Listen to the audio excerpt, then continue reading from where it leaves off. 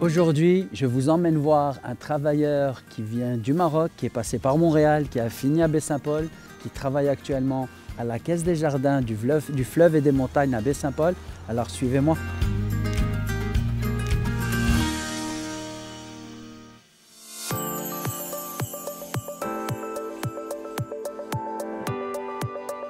Quand je suis arrivé au Québec, c'était en 2016.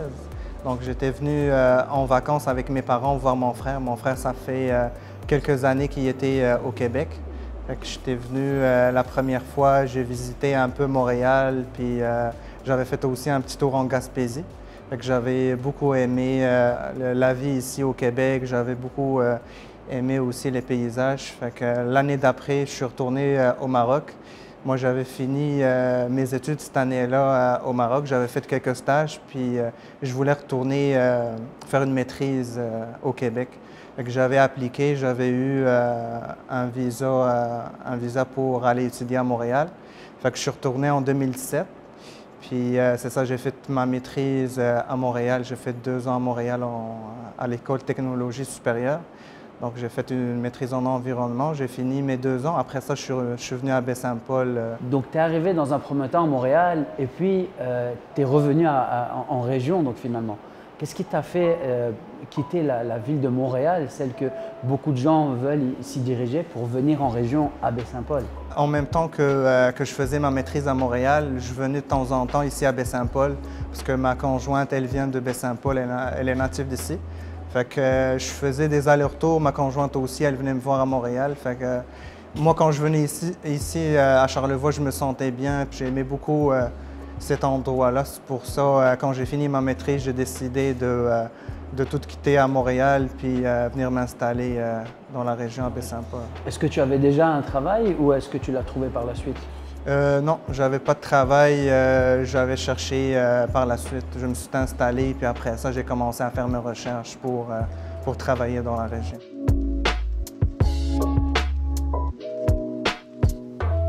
Donc, tu as tout de suite intégré l'entreprise des jardins de Baie-Saint-Paul?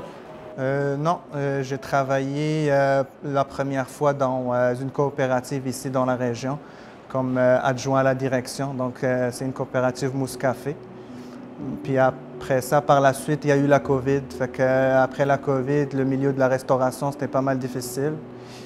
J'ai appliqué pour un autre poste dans un laboratoire, dans une mine de silice ici dans la région à Saint-Urbain.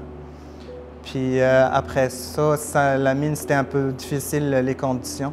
Il fallait quand même se réveiller très tôt le matin, des journées de 10 heures. Je trouvais ça un peu difficile.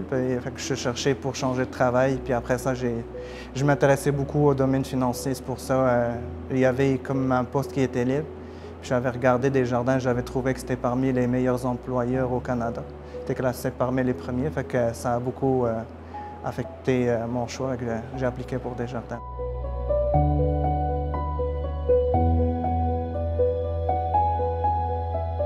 Bien, pour nous, c'est vraiment une plus-value, dans le fond, d'accueillir de la main-d'œuvre issue de l'immigration parce que, bien, comme toutes les entreprises, évidemment, il y a de la pénurie de main-d'œuvre, donc ça vient combler un besoin. Puis, c'est tellement à valeur ajoutée parce qu'ils ont tellement quelque chose à apporter.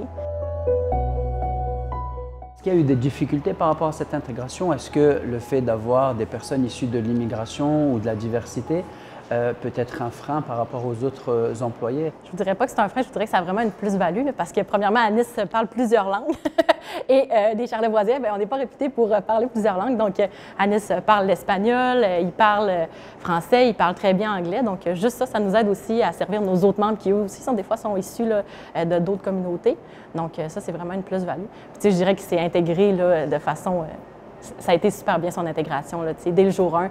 Puis on a comme une politique, nous, les employés sont marrainés ou parrainés par quelqu'un dans l'entreprise. Son intégration a vraiment bien été. Là.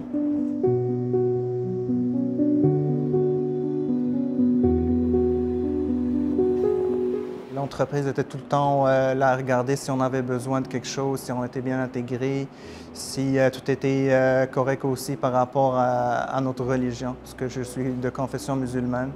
Fait que c'est ça, par exemple, je fais le ramadan, puis si, mettons, je veux faire la prière aussi, je leur demande, ils sont d'accord avec ça, ça ne leur dérange pas. Donc tu as trouvé certaines accommodités avec ton employeur sur ces différents domaines? Oui, c'est ça, ils ont pu m'accommoder, puis aussi comprendre aussi ma culture, puis mes pratiques aussi.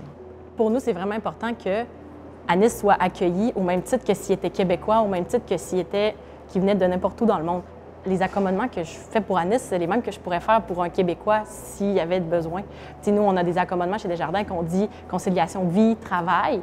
Donc, c'est un petit peu le même principe que ça. S'il y avait 2 enfants puis sa garderie terminait à 4 heures, bien, c'est un petit peu le même principe. Mais là, lui, c'est au niveau de sa religion parce qu'il fait le ramadan. Bon, puis en plus, il nous a tous appris qu'est-ce qu'était le ramadan. Tu sais, c'est vraiment une saveur culturelle aussi, là.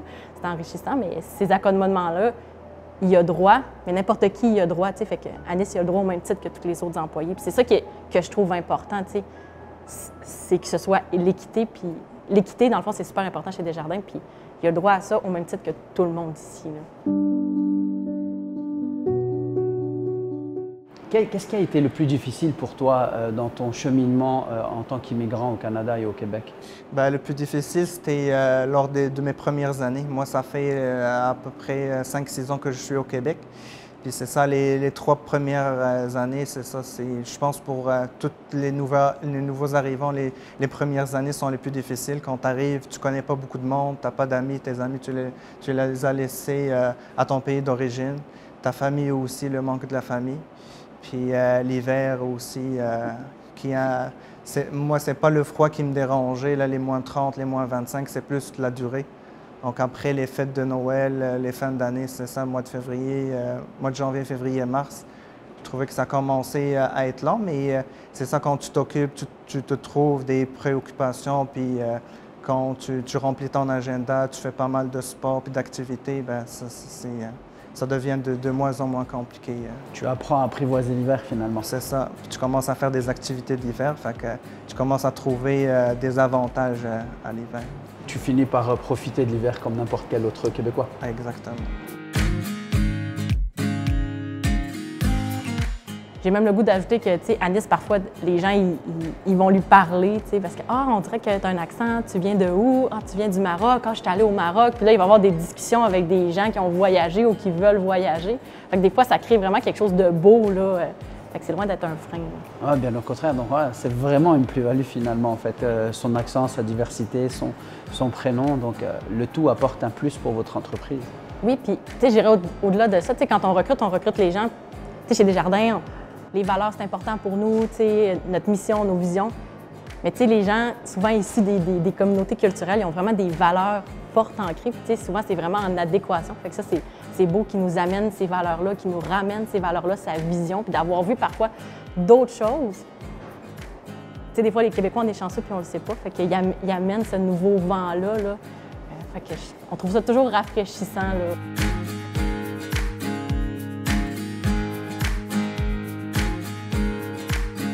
Moi, à Nice, j'ai trouvé que dans ce qu'il me disait, c'était quelqu'un de très reconnaissant par rapport à son parcours. On a vu une personne qui s'est très bien intégrée, qui n'a pas eu peur d'aller relever les défis et que finalement, il a les mêmes peurs que tous les Québécois. Hein. C'est l'hiver en fait, c'est la prolongation de l'hiver. Donc on a vraiment dans la personne de Anis un immigrant intégré, en région, installé, qui a pris sa maison. Mais on a vu aussi que l'entreprise qui l'a accueilli, elle avait su comprendre toute la richesse que Anis apportait dans son entreprise. Donc si, comme moi, vous avez apprécié la personnalité d'Anis et l'entreprise dans laquelle elle arrive, je vous incite à regarder la suite de nos épisodes.